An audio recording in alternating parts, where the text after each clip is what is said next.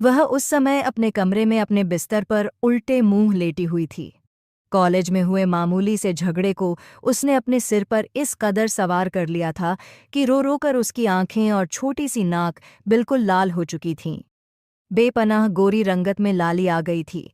नौकरानी 3 बार दरवाजे पर आई कि वह खाना खा ले, लेकिन हर बार उसने उसे वापस भेज दिया। वह 17 साल की मासूम सी गुड़िया इस समय गहरी मानसिक तकलीफ से गुजर रही थी। बिल्कुल छुई मुई सी, नफीस मिजाज वाली लड़की, जिसे छोटी सी बात भी तकलीफ में डाल देती थी।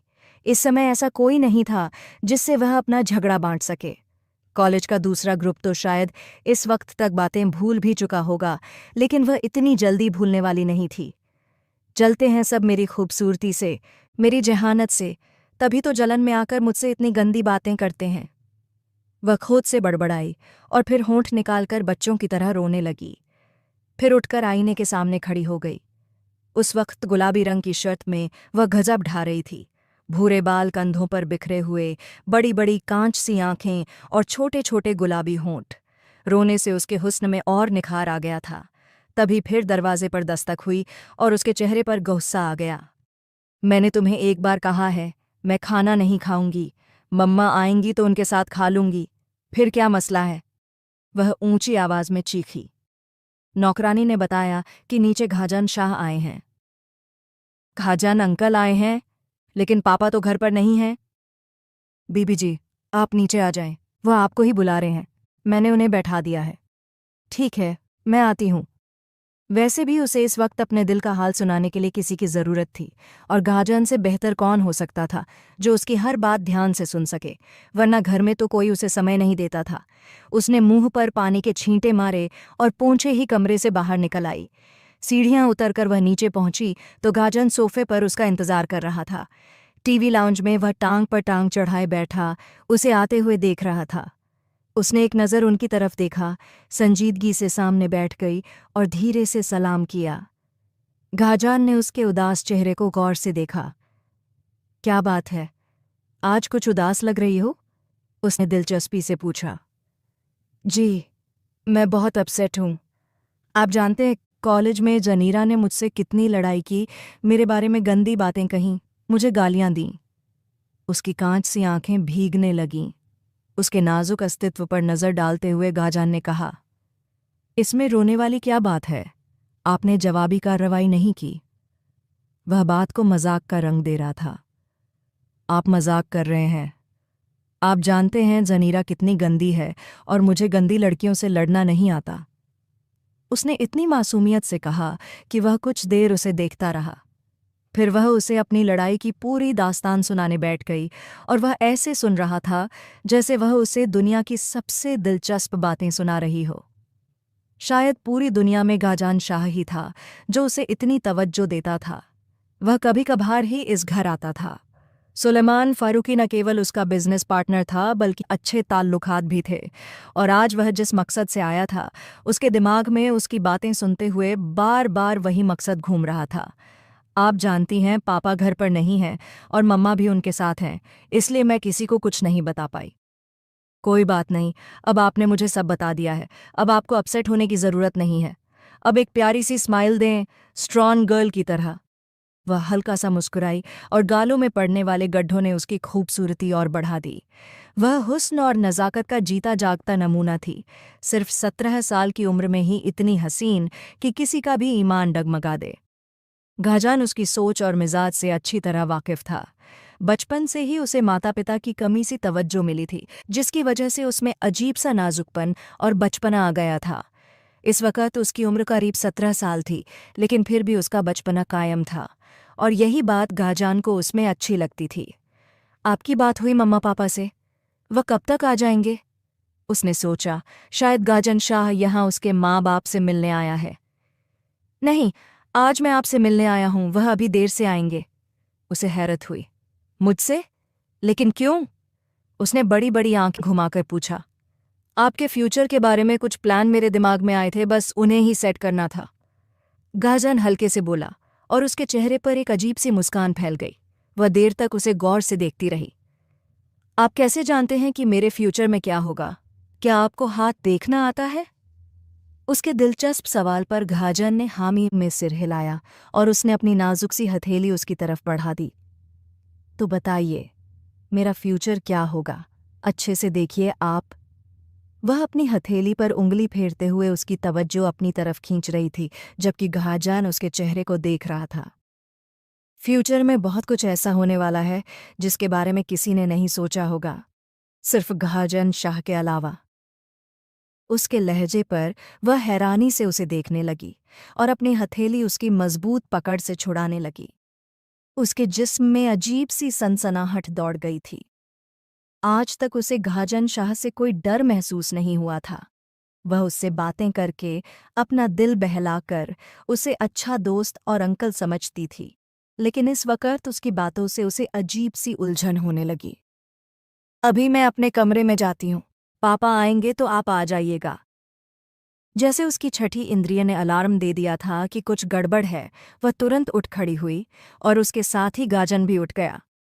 हाँ, मैं भी जा रहा हूँ, लेकिन अकेला नहीं, आप मेरे साथ चल रही हैं। यह कहते ही उसने अपनी जेब से दबा हुआ रूमाल निकाला और उसकी मजबूत पकड़ में लेकर उसके मुंह पर रख दिया। नौकरानी किचन से दौड़ती हुई बाहर आई थी। वहीं रुक जाओ, एक कदम भी आगे मत बढ़ाना, उसने इतने सख्त लहजे में कहा कि उसके कदम वहीं थम गए। साहब, खुदा के लिए इन्हें छोड़ दीजिए, इन्हें कहाँ ले जा रहे हैं? नौकरानी कहती रही, लेकिन घाजन ने कोई तवज्जो नहीं दी। झुककर उसने उसे अपने बाजुओं में उठा लिया। वह नाजुक सी गुड़िया होश खो चुकी थी। बाहर आकर उसने उसे गाड़ी में बिठाया, चश्मा लगाया और ड्राइविंग सीट संभाल ली। वह यहाँ जिस मकसद से आया था, वह मकसद पूरा हो चुका था और अब अगला कदम था सुलेमान फारूकी को आगाह करना।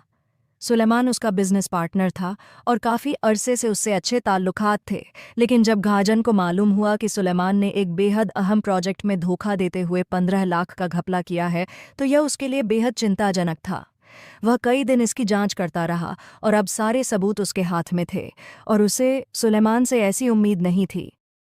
घाजान ने हमेशा वफादारी से उसके साथ काम किया था, उसकी गैर मौजूदगी में भी बिजनेस को संभाला था और अब किसी भी तरह उसे ये पैसे सुलेमान से निकलवाने थे, क्योंकि उन पर सुलेमान का कोई हक नहीं था। उस रोज़ घाजान ने सारे सबूत रखकर साफ कह दिया कि हर हाल में उसे 15 लाख चाहिए। सुलेमान ने कुर्सी पर टेक लगाते हुए कहा, जो हो चुका है उसे जाने दो, आज से नई शुरुआत करते हैं। तुम ऐसा कैसे कर सकते हो? मैंने तुम पर भरोसा किया और तुमने मुझे इतना बड़ा धोखा दिया। सुलेमान उम्र में उससे बड़ा होने के बावजूद बिना तकल्लुफ के उसका अच्छा दोस्त था, लेकिन मौके पर बगावत कर उसने घाजन को काफ़ी नुकसान पहुंचाया था। अगर तुम बार बार इस रकम की मांग करोगे तो मैं ये पार्टनरशिप खत्म कर दूंगा, और तुम जानते हो इसका तुम्हें कितना नुकसान हो सकता है। उस वक्त सुलेमान अपने असली रूप में आ चुका था। घाजन हैरान था कि यह आदमी इतना चालबाज हो सकता है, लेकिन उसने ठान लिया था कि वह उसे इतनी आसानी से जीतने नहीं देगा। उस रोज़ वह पूरा प्लान बनाकर उसके घर आया। ये उसका इकलौता रास्ता था जिससे वह सुलेमान को सबक सिखाकर अपनी बड़ी रकम वापस ले सकता था, जिस पर पूरा हक घाजान का था। कमरे में लाकर उसने लड़की को बिस्तर पर लिटा दिया। वह पूरी तरह बेहोश थी। एक बार उसके मासूम से चेहरे को देखकर वह बोला, सॉरी गुड़िया, लेकिन मुझे ये करना पड़ा। सिर्फ आज शाम तक, उसके बाद मैं तुम्हें आज़ाद कर दूंगा। उसे यकीन था कि शाम तक सुलेमान डर कर उसकी सारी बातें मान लेगा, रकम भी लौटाएगा और फिर वह उसे बिना किसी नुकसान के घर पहुंचा देगा। लेकिन शायद वह नहीं जानता था कि तकदीर अब खेल पलटने वाली है और यह बाजी उसी पर उलट कर गिरेगी जिसमें एक ऐसी दखल होने वाली थी जो उसे बिल्कुल भी मंजूर नहीं थी। सिगरेट सुलगाते हुए वह टेरेस पर आ गया। ठंडी हवा के झोंकों ने उसके सीने से टकराकर उसे अपनी ओर खींचना चाहा। उसके चेहरे पर सुकून और आंखों में चमक थी। मोबाइल निकालते हुए उसने सुलेमान फारूकी का नंबर डायल किया और कान से लगा लिया। इस वक्त न जाने कितनी कॉल्स उसे आ चुकी थीं, जिन्हें वह नज़रअंदाज करता आ रहा था। ये तुमने कौन सी घटिया हरकत की है घाजान? तुम मेरे घर तक पहुंच गए, और वो बच्ची? सुलेमान फारूकी पूरी तरह गुस्से में था। उसकी दहाड़ पर घाजान के चेहरे पर हल्की सी मुस्कान दौड़ गई। मैं हरगिज़ नहीं चाहता था कि बाहर के मामले तुम्हारे घर तक ले आऊं, लेकिन तुमने मुझे मजबूर किया है सुलेमान। आज शाम का वक़्त है, तुम्हारी बेटी बिल्कुल मेरे पास सुरक्षित है। शाम को रकम लेकर मेरी दहलीज पर आ जाना और उसे ले जाना। बात पूरी कर उसने झटके से कॉल काट दी। सुलेमान मोबाइल को बेबसी से देखता रहा। उसके पास बैठी इनायत बीगम हैरत से उसे देख रही थी। कहाँ है मेरब? क्या कह रहा है गाजान शाह? उसके चेहरे पर चिंता थी। वो इस वक्त गाजान शाह के पास है। तुम फिक्र मत करो, मैं शाम से पहले ही उसे ले आऊंगा। उन्होंने गाड़ी का रुख मोड़ दिया। वे किसी पार्टी में गए थे, लेकिन ये खबर मिलते ही पार्टी अधूरी छोड़ दी। इनायत को असल मामला नहीं पता था, लेकिन जब उसे मालूम हुआ कि उसकी बेटी गाजन शाह के पास है तो उसके चेहरे पर गहरी चिंता फैल गई। वह रोते हुए सुलेमान से कहने लगी कि हर हाल में उसकी बेटी को वापस लाया जाए। घर पहुंचते ही सुलेमान ने इनायत को कमरे में छोड़ा। तुम यहीं रहो, तुम्हें फिक्र करने की जरूरत नहीं है जान, मैं उसे हर हाल में ले आऊंगा। इनायत रोते हुए बार बार यही कह रही थी कि उसने कभी सोचा भी नहीं था कि गाजान शाह इतना गिर सकता है। वो शख्स जिस पर उन्होंने इतना भरोसा किया, उसी ने उन्हें इतना बड़ा धोखा दिया। सुलेमान फारूकी फौरन गाड़ी निकालकर घर से बाहर चला गया। उसका रुख गाजान शाह के घर की ओर था। उसे यकीन नहीं हो रहा था कि गाजान इस हद तक जा सकता है। शानदार हवेली में दाखिल होते ही उसने गाजन शाह को पुकारना शुरू किया। उसकी दहाड़ पर गाजन अपने कमरे से बाहर आया। लॉन्ज में हाथ पीछे बांधे वह मुस्कुराते हुए सुलेमान का स्वागत करने लगा। खुशामदीद, मुझे उम्मीद थी कि तुम शाम से पहले ही आ जाओगे। सुलेमान ने कड़ी नज़रों से उसका चेहरा देखा। मैं उस बच्ची के बिना जिंदा नहीं रह सकता, फिर भी इतनी क्या जल्दी है? आओ बैठते हैं, बैठकर बात करते हैं। और वैसे भी बच्चियों के मामले हमेशा बैठकर ही तय किए जाते हैं। घाजान के लहजे पर सुलेमान चौंका और फिर सोफे पर बैठ गया। घाजन ने इशारे से नौकरानी को कहा कि उसे कमरे से लाया जाए। वह काफी देर पहले होश में आ चुकी थी, लेकिन घाजन में हिम्मत नहीं हुई कि अपनी हरकत के बाद फिर उसका सामना करे। वह नहीं चाहता था कि उसके रोने धोने की आवाज़ सुने, उसके दिल में रहम आ जाए और वह उसे छोड़ दे, जो इस वक्त मुमकिन नहीं था। कुछ ही देर बाद वह नौकरानी के साथ बाहर आई और सुलेमान को देखते ही सीढ़ियों से भागी और उसकी गोद में सिमट गई। पापा, पापा, मुझे यहाँ से ले चलो, ये बहुत गंदे हैं, ये आज के बाद हमारे घर नहीं आएंगे पापा। वह सिसकते हुए रो रही थी और घाजान उसके चेहरे को देख रहा था। उसका सिर इस वक्त सुलेमान की गोद में था। तुमने बहुत घटिया हरकत की है घाजान, तुम्हें इस बच्ची पर हाथ नहीं डालना चाहिए था। सुलेमान ने कड़ी नज़रों से गाजान को देखा, जिसके चेहरे पर सुकून था। अगले ही पल गाजान ने एक डरावनी हंसी छोड़ दी। वह पागलों की तरह हंसता रहा और लॉन्ज में मौजूद लोग हैरत से उसे देखते रहे। लड़की ने सिर उठाकर डर और हैरत से सुलेमान का चेहरा देखा। उसे समझ नहीं आ रहा था कि वह किस बात पर हंस रहा है, जबकि यहाँ हंसने की कोई बात नहीं थी। गाजान शाह को भी सुलेमान की मानसिक हालत पर शक हुआ। तुम्हें लगता है कि मैं तुम्हारे सामने गिड़गिड़ाऊंगा, भीख मांगूंगा और कहूंगा कि इस बच्ची को आज़ाद कर दो, इसके बिना सुलेमान फारूकी की ज़िंदगी नामुकम्मल है? तो ये तुम्हारा वहम है। जो कुछ मेरे पास है वो कभी तुम्हारे पास नहीं आ सकता। 15 लाख के बदले में ये लड़की। डील कोई महंगी नहीं है। अब तुमने ऐसा ही चुनाव किया है तो इसे अपने पास रखो। आज के बाद तुम्हारी और मेरी राहें जुदा हो गईं। अब इसी पर कनारत करो। घाजान शाह ने हैरत और बेयकीनी से सुलेमान का चेहरा देखा और वहीं लड़की ने बेकाबू होकर उसे लिपटते हुए कहा, पापा, ये आप क्या कह रहे हैं? और वह बुरी तरह रो पड़ी। पापा, मुझे इनके पास नहीं रहना, मुझे यहाँ से ले चलिए। वह सुलेमान फारूकी को झकझोरते हुए कह रही थी, जब उसने गरजते हुए उसे खुद से दूर कर दिया। तुम अब इसी शख्स के पास रहोगी, और अगर दोबारा इस घर में आई तो जानती हो मैं तुम्हारा क्या हाल करूंगा, गला काट दूंगा तुम्हारा। वह आगे बढ़कर उसकी गर्दन कसकर पकड़ लेता है और वह भय से फटी आंखों से सुलेमान फारूकी का भयानक चेहरा देखती रहती है। गाजान शाह ने धक्का देकर उसे सुलेमान की पकड़ से छुड़ाया। छोड़ो इसे घटिया इंसान, मैं सोच भी नहीं सकता था कि तुम पैसों के लिए इतना गिर सकते हो। ओह कम ऑन, ये मेरी बेटी नहीं है और न ही मुझे कोई फ़र्क पड़ता है कि इसके साथ क्या सुलूक होता है। ये इनायत का बेटी है और इनायत को मैं 15 लाख में संभाल सकता हूँ। वैसे भी उसे इस लड़की से उतनी लगाव नहीं जितना मुझसे है। मेरी मोहब्बत के लिए वह कुछ भी छोड़ सकती है। सुलेमान के चेहरे पर गर्व, घमंड और जीत का जश्न था, जबकि घाजान की चाल उसी पर उल्टी पड़ गई।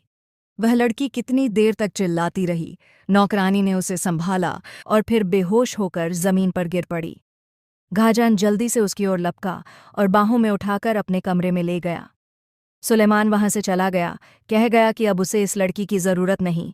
आज से उनके बिजनेस के रास्ते जुदा हैं और अपने हिस्से और पैसों के बदले वह यह लड़की गाजान को सौंप रहा है। वही लड़की जो सुलेमान को अपना बाप समझते हुए तड़प रही थी। वह तड़प रही थी अपनी जिंदगी को इस तरह बेमोल होते देखकर। उस मासूम चेहरे को देखकर गाजान खुद भी उदासी में डूब गया। उसे यकीन नहीं हो रहा था कि सुलेमान इस हद तक गिर सकता है। आज जितनी बेरहमी दिखाई गई उसमें शायद कुछ कसूर उसका भी था, लेकिन उसे तसल्ली थी कि वह अब इन नामी गिरामी रिश्तों की कैद से आज़ाद हो चुकी थी। सुलेमान ने आज उसे घाजान के हाथ बेच दिया था, वरना हो सकता है कल वह किसी ऐसे हाथों में बेच देता जो उसकी जिंदगी बर्बाद कर देता। उसकी पैदाइश के करीब 3 साल बाद ही उसके पिता की अचानक कार हादसे में मौत हो गई थी। इनायत बेगम के पति की मौत ने उन्हें तोड़ कर रख दिया। हसन रजा साहब उनकी जिंदगी में एक बेहतर इंसान बनकर आए और उनका चुनाव हमेशा अच्छा रहा, लेकिन उनके जाने के बाद उन्होंने कुछ वक्त तो अकेले गुजारा। फिर एहसास हुआ कि तन्हा जिंदगी जीना आसान नहीं। वह अभी जवान, खूबसूरत और अपने आप को इतना फिट रखती थीं कि लगता ही नहीं था वह एक बच्ची की माँ है। वह सुलेमान फारूकी के दफ्तर में सेक्रेटरी थीं और उन्हें रोज़ अपने करीब इतनी सुंदर सेक्रेटरी देखकर सुलेमान उनके इश्क में पड़ गए। उन्होंने रिश्ता चाहा तो इनायत बेगम ने साफ कहा, अगर मुझसे सच्चे हो तो निकाह करो, क्योंकि उन्हें भी एक हमसफ़र की ज़रूरत थी। सुलेमान उनकी बेटी के साथ उन्हें अपनाना चाहते थे, सो उनकी ज़िंदगी में सुलेमान आए और सब बदल गया। पैसा आते ही उनके तौर तरीके भी बदल गए। रोज़ पार्टियों में जाना, ऐशो आराम और बिजनेस मीटिंग्स में जाना। वह पूरी तरह भूल चुकी थीं कि एक नन्ही सी जान उनसे मोहब्बत और ध्यान की भीख मांग रही है।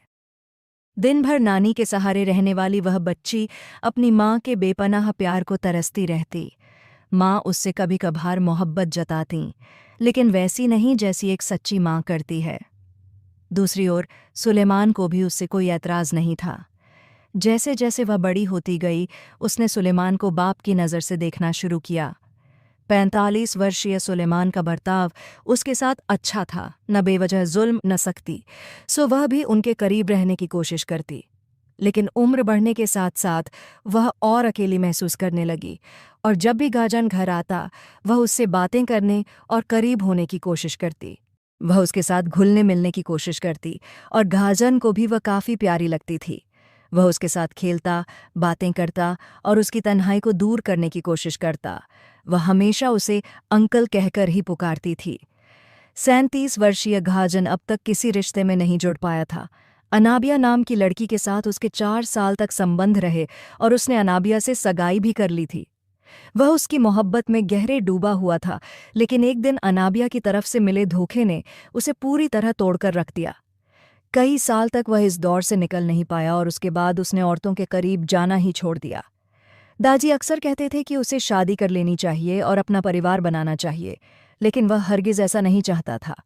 उसकी पूरी तवज्जो बस काम पर केंद्रित थी और वह बाकी हर दिलचस्पी से खुद को काट चुका था। हवेली में वह अकेला रहता था। दादी इंग्लैंड में बस चुके थे। उसने कई बार चाहा कि दादी यहीं आकर रहें, लेकिन दादी हमेशा यही कहते, जब तुम्हारा परिवार बन जाएगा तब मैं आऊँगा, अभी नहीं। सुलेमान फारूकी को पहले से ही वह लड़की खटकती थी, लेकिन इनायत की खातिर वह उसे बर्दाश्त करता था। उसकी मासूमियत, मुस्कान और मोहब्बत को देखते हुए वह उसके साथ नरमी से पेश तो आता, मगर कोई दिली लगाव नहीं रखता था। लेकिन उसका हुस्न देखकर वह भी प्रभावित हो गया था। इनायत कभी नहीं चाहती थी कि वह उस लड़की से ज्यादा भावनात्मक जुड़ाव रखे। शायद वह अपनी बेटी की खूबसूरती से खुद परेशान थी या फिर सुलेमान की रंगीली आदतों से वाकिफ थी। और आज अपनी चालाकी और साजिश से सुलेमान ने अपने रास्ते का यह कांटा भी निकाल फेंका। उसने अपना फ़ायदा भी हासिल कर लिया और उस लड़की को अपनी ज़िंदगी से हमेशा के लिए दूर कर दिया। इनायत से उसकी और कोई संतान नहीं हुई और न ही इनायत ने कभी इसकी इच्छा जताई। दोनों अपनी अपनी दुनिया में मसरूफ़, एक दूसरे की आज़ादियों में दखल दिए बिना एक सहज जीवन जी रहे थे। जब वह कमरे में दाखिल हुआ तो चेहरे पर बनावटी उदासी लिए था। इनायत ने आगे बढ़कर पूछा, मेहराब को लेकर नहीं आए? उसकी जवान बेटी थी और उसे डर था कि उसके साथ कुछ गलत न हो गया हो। वह बिना जवाब दिए बिस्तर पर बैठ गया। सुलेमान का सिर झुका हुआ था। इनायत हैरानी से उसके पास बैठ गई। मुझे कुछ तो बताइए, मेरा दिल बैठा जा रहा है, आखिर हुआ क्या है? सुलेमान ने गहरी सांस लेते हुए कहा, तुम एक जवान बेटी की माँ हो, तुम्हें उस पर नज़र रखनी चाहिए थी। ये तुम्हारी परवरिश का नतीजा है कि मुझे वहाँ जाकर पता चला कि वह गाजान के साथ बिल्कुल खुश और मुतमिन है। शायद उनके बीच। वह बात अधूरी छोड़ गया। इनायत हक्की बक्की खड़ी हो गई। नहीं, वह ऐसा नहीं कर सकती, तुम जानते हो कि मेहराब बहुत मासूम है। सुलेमान ने कड़वाहट से कहा, काश तुम्हारा यह भ्रम बना रहता, लेकिन उसने मुझे खुद कहा कि तुम्हें अपनी ऐशो आराम से फुर्सत नहीं मिलती, और मुझे भी किसी हमसफ़र की ज़रूरत है, इसलिए गाजान मेरे लिए सबसे बेहतर है। मैं उसी के साथ रहूंगी। उसने नसीरीन को भी बुला लिया, जिसे पहले ही पैसे देकर अपने साथ मिला चुका था। नसीरीन ने भी ऐसी कहानी गढ़कर सुनाई कि इनायत को यकीन हो गया और वह पूरी तरह बदगुमान हो गई। सुलेमान को उसकी यही आदत पसंद थी, वह बिना जांच पड़ताल के उसकी बात मान लेती थी। इस तरह उसने चतुराई से उस मासूम लड़की को अपनी जिंदगी से हमेशा के लिए हटा दिया। उस रात उसने खाना नहीं खाया और लगातार रोती रही। जब नौकरानी ने आकर बताया तो वह मजबूरन उठ खड़ा हुआ। आखिरकार उसे सामना तो करना ही था, सच बताना था, क्योंकि वह कब तक उससे मुंह छुपाता। उसने जो कुछ किया था बस सुलेमान को डराने के लिए किया था, पर उसे अंदाज़ा नहीं था कि बात इतनी आगे बढ़ जाएगी। कमरे में दाखिल होते ही उसने देखा कि मेहराब ने चेहरा घुटनों में छुपा रखा था।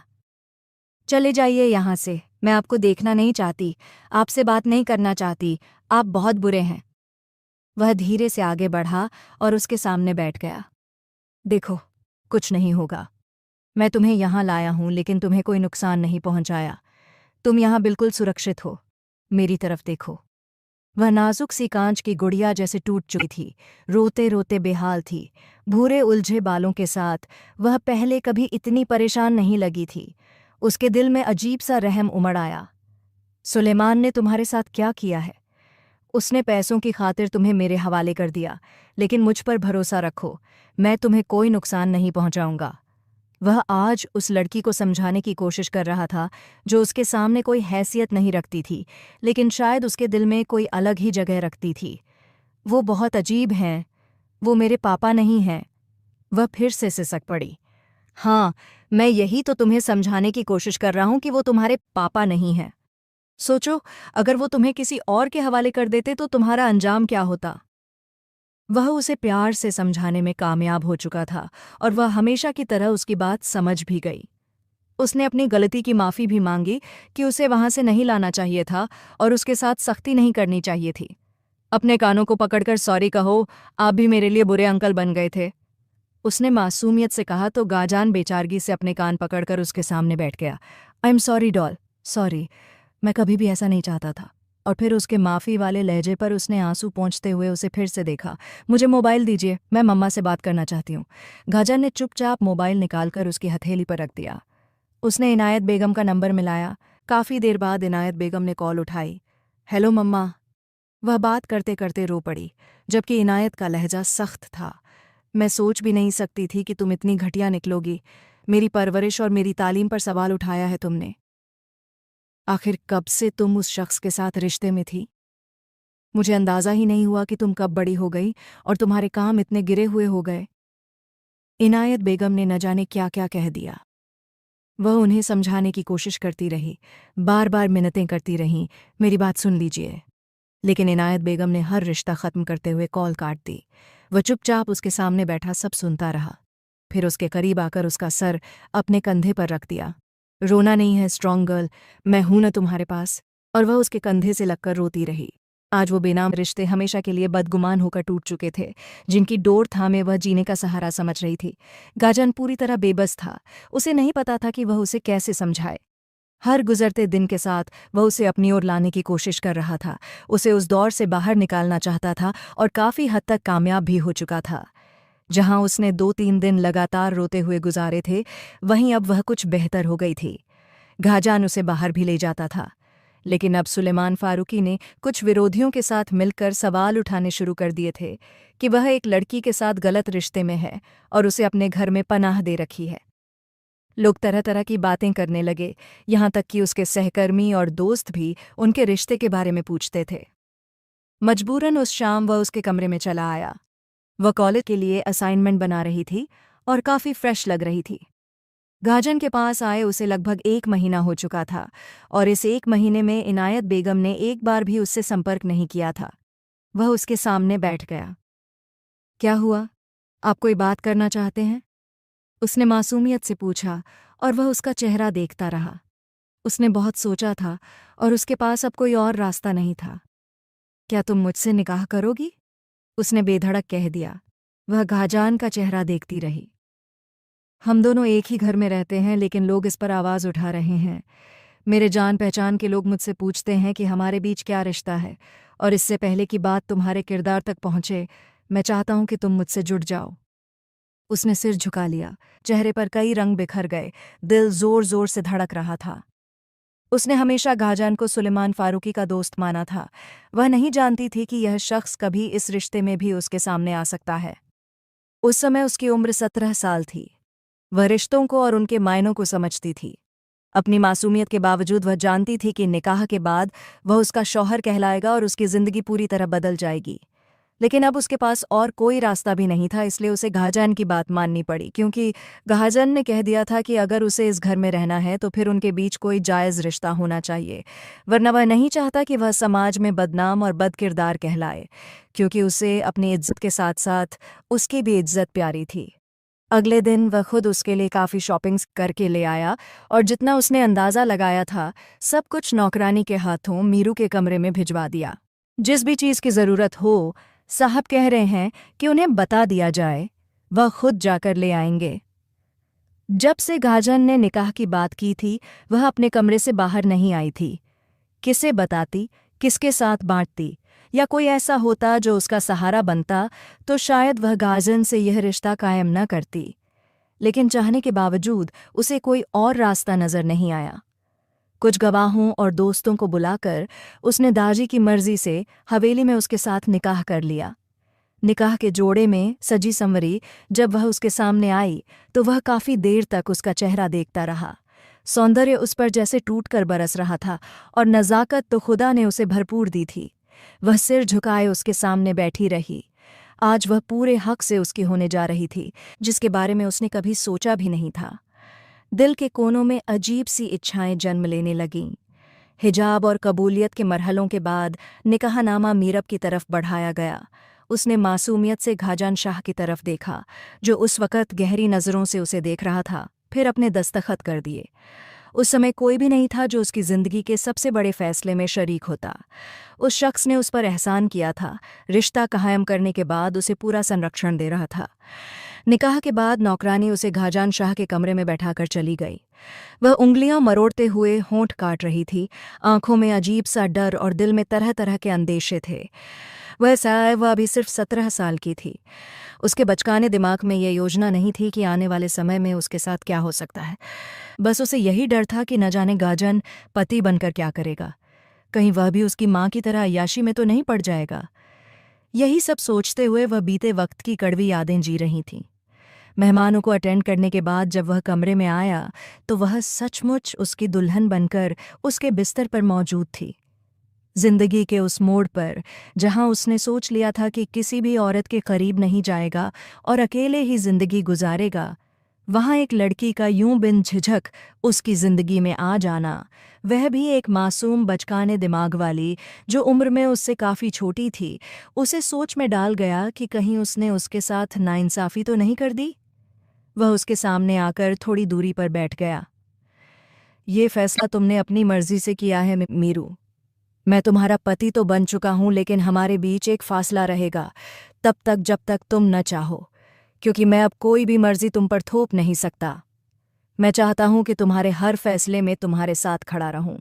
वह उसे नासमझी में देखती रही। बातें कुछ समझ में नहीं आ रही थीं। आज गाजन शाह का बर्ताव बदला हुआ था। आंखों का देखने का अंदाज अलग था। वह उसके सामने इतनी हसीन लग रही थी कि गाजन शाह का दिल पहली बार तेजी से धड़का। उसके नाजुक खूबसूरत होंठों को देखकर वह दिल में उठ रही हलचल को मुश्किल से काबू में रख सका। गाजन अंकल, मैं आपके कमरे में इससे पहले कि वह बात पूरी करती, उसने जल्दी से उसके होठों पर हाथ रख दिया। घाजान, अब मैं तुम्हारा पति हूं। वह शर्मा गई और पलकें झुका लीं। उसकी जुबान बार बार फिसल रही थी और वह उसके लाल होठों और उठती झुकती पलकों को निहार रहा था। वह इतनी हसीन थी कि दिल बार बार चाहता था कि वह झुककर कोई गुस्ताखी कर बैठे, लेकिन खुद पर काबू पाते हुए वह उठ खड़ा हुआ। तुम अपने कमरे में जा सकती हो। और वह जैसे बचने का रास्ता देख रही थी, जल्दी से मैक्सी संभालते हुए उसके कमरे से निकल गई। दादी इस फैसले से संतुष्ट थीं, लेकिन उन्हें यह ऐतराज़ था कि लड़की उम्र में उससे काफ़ी छोटी है। इस रिश्ते को लेकर उन्हें थोड़ी चिंता भी थी, लेकिन उसने उन्हें मना लिया और कह दिया कि यह रिश्ता वह अपनी मर्जी से कर रहा है, सो फिक्र की ज़रूरत नहीं है। उम्र के इस हिस्से में अगर उसने किसी लड़की का चुनाव किया है तो वह ज़रूर बेहतरीन होगा। उसने तय कर लिया था कि वह खुद पर पहरा लगाएगा जब तक कि वह अपनी उम्र को न पहुंच जाए और उसके बचकाने ख्यालात खत्म न हो जाएं। वह उस पर कोई भी मर्जी या जिम्मेदारी नहीं थोपेगा, इसलिए उसने हद से ज़्यादा उसे नज़रअंदाज करना शुरू कर दिया। वह नहीं चाहता था कि उसके हुस्न की कुर्बानी देकर उसे रौंद डाले या कभी मजबूर होकर उसके करीब चला जाए, क्योंकि उसका दो आगी हुस्न किसी का भी ईमान डगमगा सकता था। जहां गाजन शाह और उसके बीच पहले अच्छी समझदारी थी, निकाह के बाद ही उसने महसूस किया था कि गाजन उसे नज़रअंदाज करने लगा है। उसे दूसरे कमरे में भेजने के बाद भी वह कभी उसके कमरे में नहीं आया। उसकी सारी देखभाल नौकरानी करती थी। वह कभी कभार रास्ते में मिल जाए तो हालचाल पूछ लेता। बस यह बात उसे बेहद उबाने लगी थी, क्योंकि इस घर में बस घाजान ही उसका सहारा था। उस रात भी उसे घर आने में काफ़ी देर हो गई। वह बेमकसद टहलते टहलते उसके कमरे में चली गई। नौकरानी भी जा चुकी थी। उसने यूं ही उसके कमरे की तलाशी लेनी शुरू की और अलमारी में बने एक छिपे हुए ड्रॉअर को खोल लिया। वहां उसे कुछ नशीली दवाओं और घोल की बोतलें दिखीं।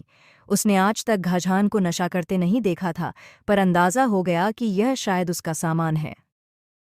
घाजान पहले कभी कभार नशा कर लेता था, लेकिन उसके आने के बाद उसने बिल्कुल छोड़ दिया था। उसने एक बोतल निकालकर देखी और मन में सोचा, मैंने शाहजी को कभी पीते नहीं देखा, पता नहीं इसका स्वाद कैसा होगा। फिर उसने 2-3 घूंट ले लिए। स्वाद बेहद कड़वा था, इसलिए ढक्कन बंद कर बोतल वापस रख दी। उसे पता नहीं था कि ये 2-3 घूंट ही उस पर असर डाल देंगे। थोड़ी देर में उसे घबराहट, बेचैनी और चक्कर आने लगे। वह बार बार बाथरूम जाकर खुद पर पानी डालती। तभी घाजान कमरे में आया। उसे वहां देखकर वह रुक गया और उसका भीगा हुआ लाल चेहरा देखकर चौंक गया।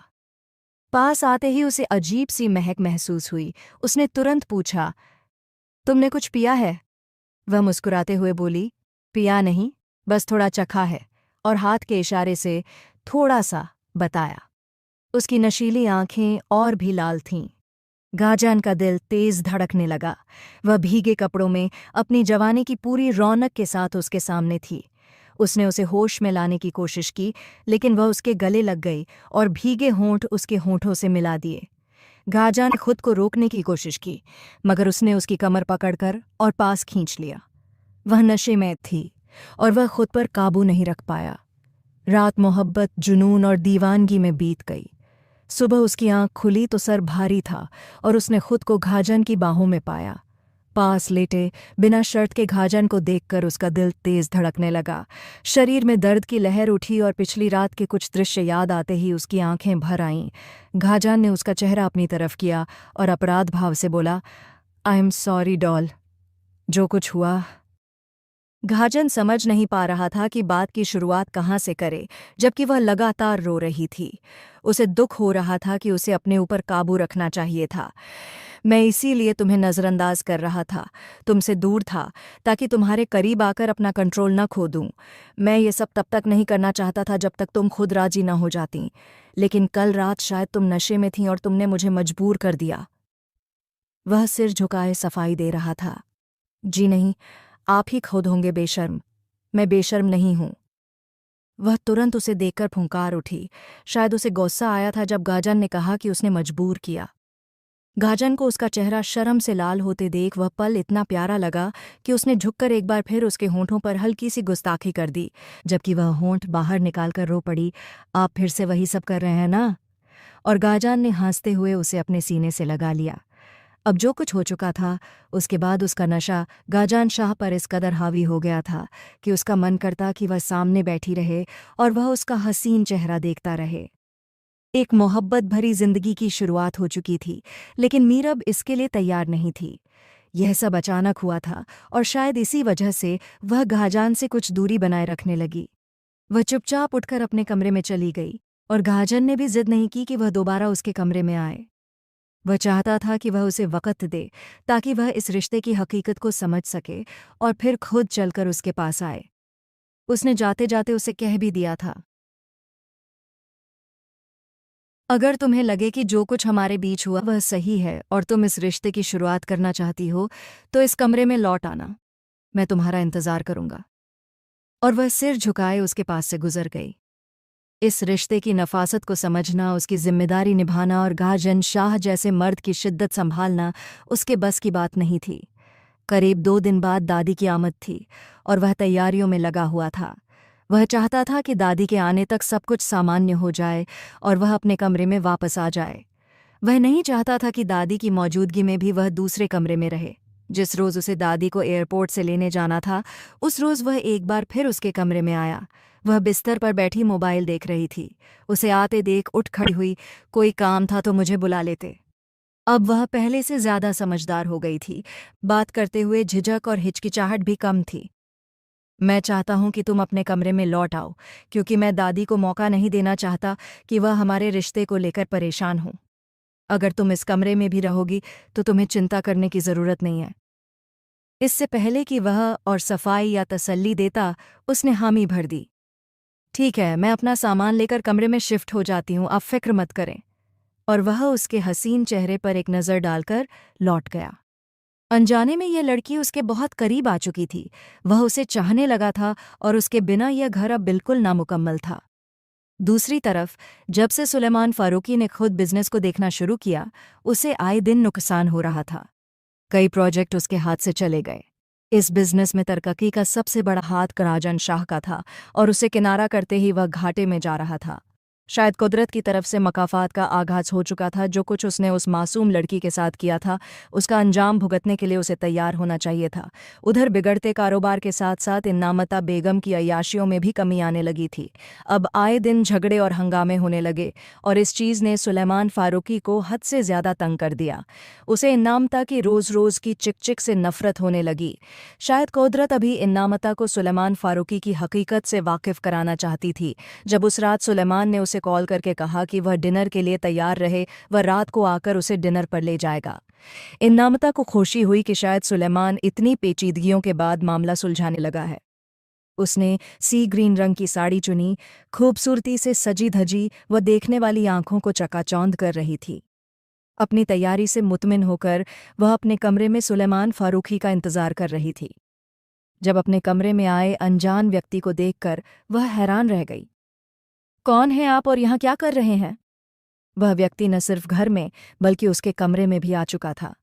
देखने में अच्छा खासा सभ्य और व्यक्तित्व वाला आदमी इतनी अजीब हरकत कैसे कर सकता था? उसने हल्की मुस्कान के साथ कहा, इतना सजने संवरने के बाद भी आपको अंदाज़ा नहीं हुआ कि मेरे यहाँ आने का क्या मकसद है? उसने सिर से पांव तक उसे देखते हुए कहा। चुप रहिए, अपनी जुबान को लगाम दीजिए और यहाँ से जाइए, उसने गुस्से में जवाब दिया। तभी सुलेमान फारूकी का फ़ोन आया और वह जल्दी से मोबाइल की ओर बढ़ी। मोबाइल कान से लगाकर उसने तुरंत सुलेमान को घर आने को कहा। कमरे में कोई शख्स आकर मुझसे ज़बरदस्ती करने की कोशिश कर रहा है, ये कौन है? लेकिन सुलेमान की बात सुनकर वह दंग रह गई। ये ज़ुबैर दौरानी है। इसके साथ मेरी एक मीटिंग है जिससे तुम मुझे सफल बना सकती हो। देखो, सारी ऐशो आराम की ज़िंदगी ख़त्म हो चुकी है। वो शान शौकत, दौलत सब चला गया है और अब मुझे तुम्हारी ज़रूरत है। प्लीज़ मेरी खातिर आज की रात इस आदमी के साथ बिता लो। वह चीख पड़ी। तुम क्या कह रहे हो सुलेमान? तुम इतनी घिनौनी बात कैसे कर सकते हो? सुलेमान ने ठंडी आवाज़ में कहा। तुम्हें ये करना ही पड़ेगा, वरना तुम सोच भी नहीं सकती कि मेरा कितना बड़ा नुकसान होगा। इससे पहले कि वह और कुछ कह पाती, ज़ुबैर दौरानी ने उसके हाथ से मोबाइल लेकर बिस्तर पर फेंक दिया। बस करो, अब मेरा वक्त है। तुम्हें तो पता चल ही चुका होगा कि सुलेमान फारूकी को ये प्रोजेक्ट हर हाल में चाहिए, तो एक रात के लिए जानबूझकर बात अधूरी छोड़ते हुए उसने उसके कंधों पर हाथ फेरना शुरू कर दिया, फिर कमर को छूते हुए बेताबी से उस पर झुक गया। लेकिन वह तो जैसे सन्न रह गई थी। तभी उसके मन में मीरब का रोता बिलखता चेहरा कौन था। मम्मा, मुझे बचा लो। अंकल ने मुझे किसी डील का हिस्सा बनाकर शाह को सौंप दिया है, प्लीज मम्मा। मीरब की चीखें उसके कानों में गूंजने लगीं। वह घबराकर पलटी और पास रखा फूलदान उठाकर जोर से जुबैर दौरानी के सिर पर दे मारा।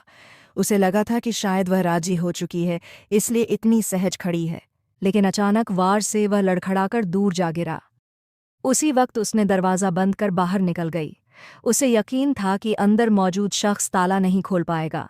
वह बाहर आई, अपनी कुछ ज़रूर चीज़ें समेटीं और उस रात हमेशा के लिए उस घर को छोड़ दिया। पहली बार उसे सुलेमान की असलियत का पता चला। एक ऐसा शख्स जिस पर उसने भरोसा किया, अपनी बेटी को भी उस पर छोड़ा और उसी ने उसका सौदा कर दिया। शायद मीरब सही कहती थी। उसने मीरब के साथ भी यही किया होगा। वह अपने फ्लैट लौट आई, लेकिन उसमें इतनी हिम्मत नहीं थी कि मीरब का सामना कर सके। शायद अब वह माफ़ी के काबिल भी नहीं रही थी। अगले दिन सबसे पहले जाकर उसने पुलिस स्टेशन में एफआईआर दर्ज कराई और सुलेमान फारूकी के खिलाफ बयान दे दिया। मीरब को इंसाफ मिल चुका था, शायद यही ईश्वर का न्याय था। दूसरी ओर दाजी के आने से वह भीतर ही भीतर खुश थी। उस व्यक्ति के साथ रिश्ते अभी बहुत अच्छे नहीं थे, लेकिन वह दिल से चाहती थी कि उसके करीब जाए, उसे अपनी तरफ आकर्षित करे। वह उसका रक्षक था और अब उसे यकीन हो चुका था कि उससे बढ़कर कोई उसकी हिफाजत नहीं कर सकता। इससे बड़ी मोहब्बत क्या हो सकती थी कि एक कमरे में रहते हुए भी, उसका हर तरह से ख्याल रखते हुए, वह कभी गलती से भी उसके करीब नहीं आया। अब उसका हक था कि वह खुद को उसकी बाहों में समर्पित कर दे। उस रात उसने ख़ास तौर पर उसके लिए सज-धज की, कमरे को गुलाबों से सजाया, मोमबत्तियां जलाईं और उसका इंतज़ार करती रहीं। लेकिन गाजन शाह के आने में देर हो गई। इंतज़ार करते करते वह सोफे पर सिर टिकाकर सो गई। करीब रात 12 बजे वह कमरे में दाखिल हुआ और माहौल देखकर ठिठक गया। एक सुखद हैरानी ने उसे घेर लिया, साथ ही अफसोस भी हुआ। अगर उसे पता होता कि वह उसका इंतज़ार कर रही है, तो वह हर काम छोड़कर घर आ जाता। लाइट जलाते ही उसने उसे मासूमियत से सोते देखा। इतनी हसीन लग रही थी कि वह खुद ब खुद उसके पास बैठकर उसे निहारने लगा। अपने चेहरे पर किसी की निगाहों की तपिश महसूस करते हुए मीरब ने आंखें खोलीं और जल्दी से सीधी होकर बैठ गई। वह उसे दीवानगी से देख रहा था और उसकी नज़रों से वह झेंप कर सिर झुका गई। मुझे पता नहीं था कि मेरी हसीन बीवी इतनी शिद्दत से मेरा इंतज़ार कर रही है, उसने झुककर फुसफुसाया। घाजान, उसने नरमी से कहते हुए अपना कांपता हुआ हाथ घाजान के सीने पर रख दिया। घाजान को उसकी नज़रों से ही अंदाज़ा हो चुका था कि वह उसकी तरफ कदम बढ़ाना चाहती है, और यह उसके लिए जैसे ज़िंदगी की सबसे बड़ी खुशखबरी थी। उस रात उसने उसे अपने प्यार में समेट लिया, इस वादे के साथ कि जब तक वह जिंदा है, कभी इस मासूम परी की आंखों में एक आंसू भी नहीं आने देगा, क्योंकि वह उसकी बेपनाह मोहब्बतों की इकलौती वारिस थी।